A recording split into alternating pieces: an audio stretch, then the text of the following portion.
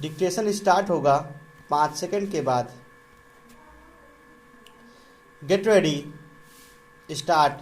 विकास के आरंभिक दौर में मानव को अपने अधिकारों का ज्ञान नहीं था। उस समय जो बलशाली होते थे वे जाने अनजाने में दूसरों के अधिकारों का हनन करते थे। धीरे धीरे शिक्षा और सभ्यता के विकास के साथ साथ मानव का मन मस्तिष्क भी परिष्कृत होता गया और अधिकार बोध के साथ साथ उनमें अधिकारों को प्राप्त करने की इच्छा भी जागृत हुई। तब मानव ने अपनी बुद्धि एवं विवेक से जियो और जीने दो का सिद्धांत गढ़ा।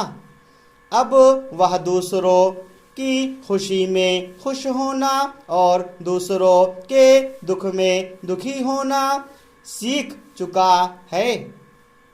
दूसरों की पीड़ा से व्यथित होकर नज़ीर बनारसी कहे उठते हैं कि हर तबाही मुझे अपनी ही नजर आती है।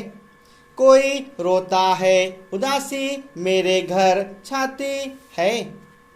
मानवाधिकार से अभिप्राय मौलिक अधिकार एवं स्वतंत्रता से है जिसके सभी मानव प्राणी हकदार हैं।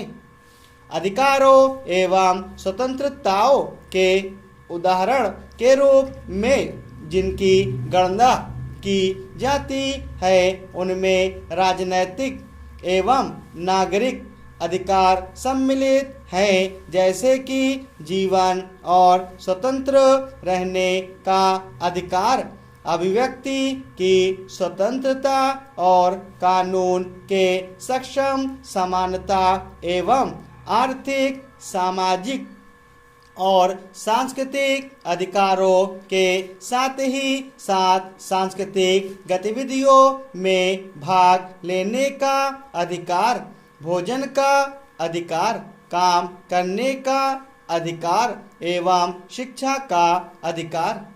भारतीय संविधान के भाग 3 के अनुच्छेद 14 से लेकर 35 के द्वारा नागरिकों को विभिन्न प्रकार के अधिकार दिए गए हैं। एमनेस्टी इंटरनेशनल मानवाधिकारों की रक्षा को विश्व भर में सुनिश्चित करने वाली एक अंतर्राष्ट्रीय संस्था है जिसका मुख्यालय लंदन में है। वैसे तो मानवाधिकारों की अवधारणा का इतिहास बहुत पुराना है, पर इसकी वर्तमान अवधारणा द्वितीय विश्व युद्ध के विध्वंस के परिणाम स्वरूप तब विकसित हुई जब वर्ष 1948 में संयुक्त राष्ट्र संघ की महासभा ने मानवाधिकारों की सार्वभौमिक घोषणा को स्वीकार किया।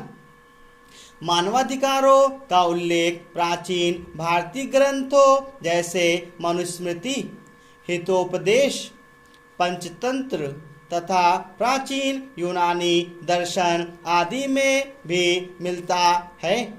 यद्यपि 1215 ईस्वी में इंग्लैंड में जारी किए गए मैग्ना कार्टा में नागरिकों के अधिकार का उल्लेख था, पर उन अधिकारों को मानवाधिकार की संज्ञा नहीं दी जा सकती थी।